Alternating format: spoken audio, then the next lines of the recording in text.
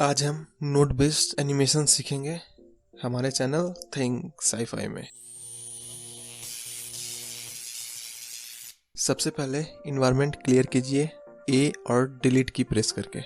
Shift ए press करके cylinder add कीजिए। Tab की प्रेस करके एडिट मोड में जाइए और RX90 प्रेस करके रोटेट कीजिए। SY8 प्रेस करके Y एक्सिस पे स्केल कीजिए। फेस सेलेक्ट मोड में जाइए, शिफ्ट प्रेस करते हुए दोनों फेसेस को सेलेक्ट कीजिए और X और फेसेस को क्लिक कीजिए। टैब प्रेस करके वापस से ऑब्जेक्ट मोड में आ जाइए। शिफ्ट डी प्रेस करके इस सिलेंडर का एक डुप्लीकेट बनाइए। उसके बाद S प्रेस कीजिए और फिर शिफ्ट और Y प्रेस कीजिए। इससे ये सिलेंडर Y एक्सिस पे स्केल नहीं करेगा। इस सिलेंडर का एक और डुप्लीकेट बनाएंगे जो साइज में इससे थोड़ा छोटा होगा, सेम वही प्रोसेस से। ए प्रेस कीजिए ताकि तीनों सिलेंडर सेलेक्ट हो जाए, फिर माउस का right click set smooth. Middle वाले सिलेंडर को सेलेक्ट करके सेटिंग टैब में जाइए।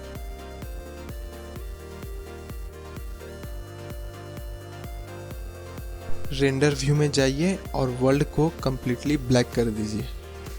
न्यू में क्लिक कीजिए और प्रिंसिपल BSTF को डिलीट कीजिए X प्रेस करके। शिफ्ट ए प्रेस करके ट्रांसपेरेंट BSTF और एमिशन शेडर को सर्च कीजिए।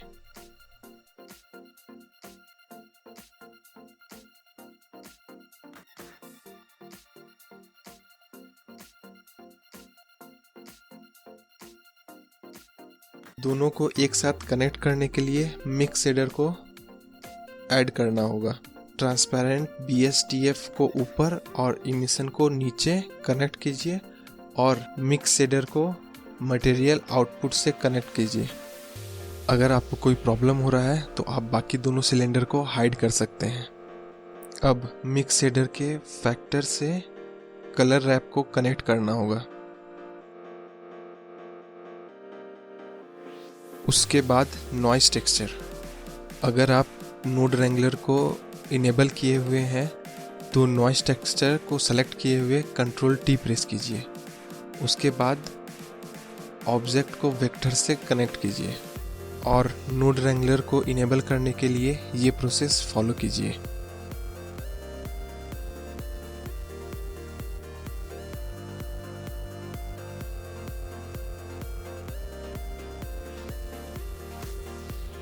अब कलर रैप के कलर को फैक्टर से कनेक्ट कीजिए।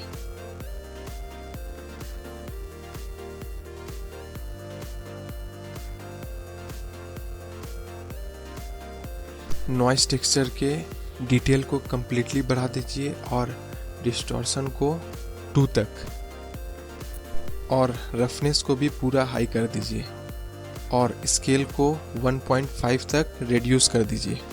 कलर रैप के ब्लैक पोर्शन को आप अब मूव कीजिएगा तो आपको टेक्सचर दिखना स्टार्ट हो जाएगा। इमिशन कलर में आप अपने कलर को सेलेक्ट कीजिए।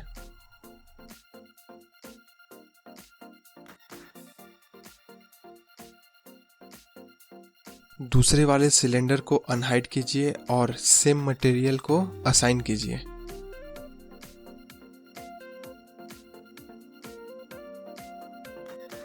तीसरे वाले सिलेंडर को भी अनहाइड करके सेम मटेरियल असाइन कीजिए।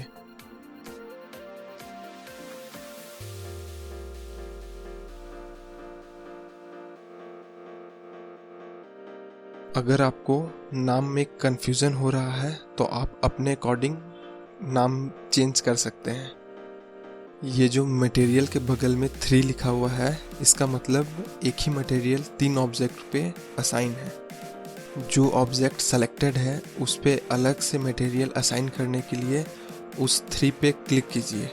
इससे आप जो चेंजेस इस पे करेंगे वो और किसी भी ऑब्जेक्ट पे नहीं होगा।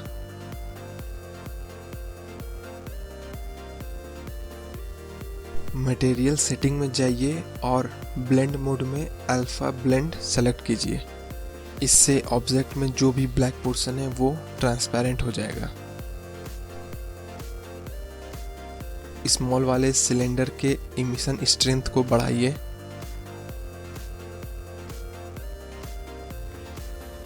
और रेंडर सेटिंग में जाके ब्लूम, स्क्रीन स्पेस रिफ्लेक्शन और एम्बिएंट ऑक्लूजन को सेलेक्ट कीजिए और मोशन ब्लर को भी। अब अपने अकॉर्डिंग छोटे वाले सर्कल को कलर असाइन कीजिए। कलर रैप को भी एडजस्ट कीजिए।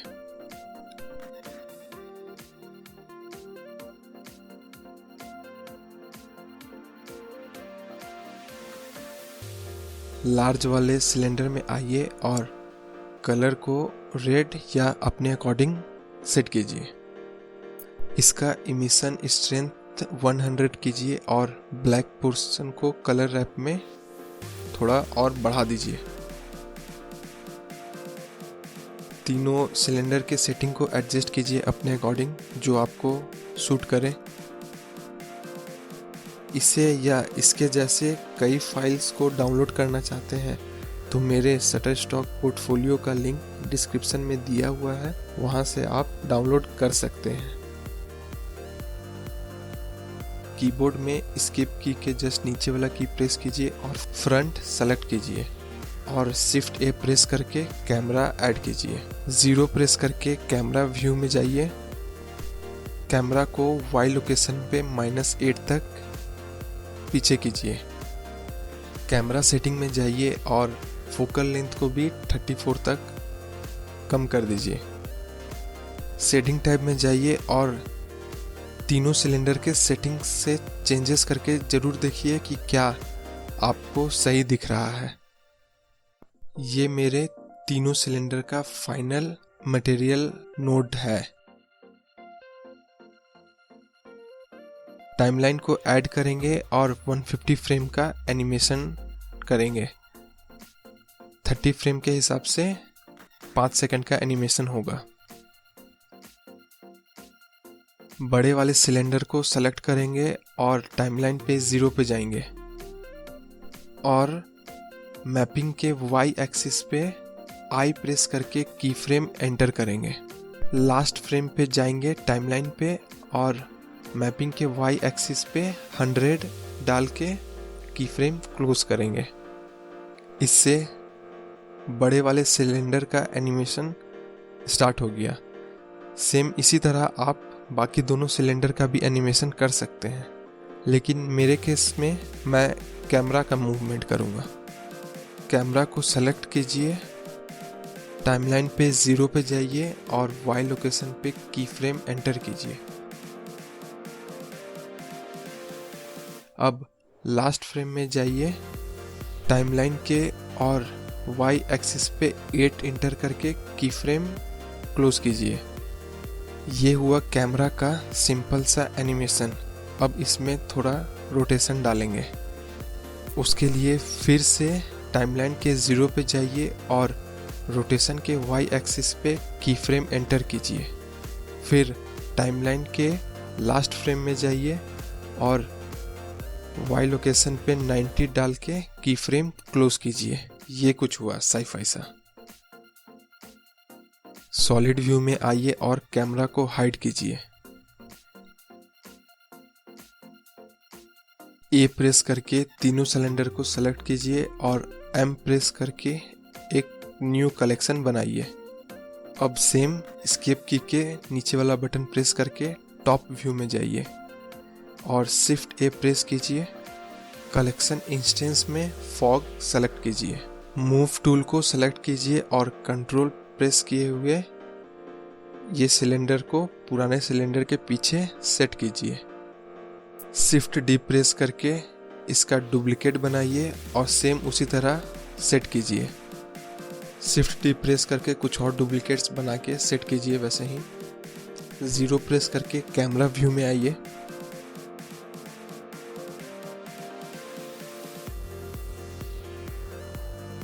और अगर आपको ब्लूम ज़्यादा लग रहा है तो इसके इंटेंसिटी को कम कर सकते हैं। कलर मैनेजमेंट में जाइए और लुक में हाई या वेरी हाई सेलेक्ट कीजिए और गैमा को थोड़ा डाउन कीजिए। आप किसी भी समय सेटिंग को अपने अकॉर्डिंग चेंज कर सकते हैं। बस आपका एनिमेशन तैयार। इसी तरह के और कंटेंट देखने के लिए और सीखने के लिए मेरे चैनल को ज़रूर सब्सक्राइब कीजिए। इसे वीडियो के फॉर्म में सेव करने के लिए सेम यही प्रोसेस फॉलो कीजिए। और अगर आप 4K में सेव करना चाहते हैं तो बस परसेंटेज में 200 कर दीजिए। Thank you very much for watching.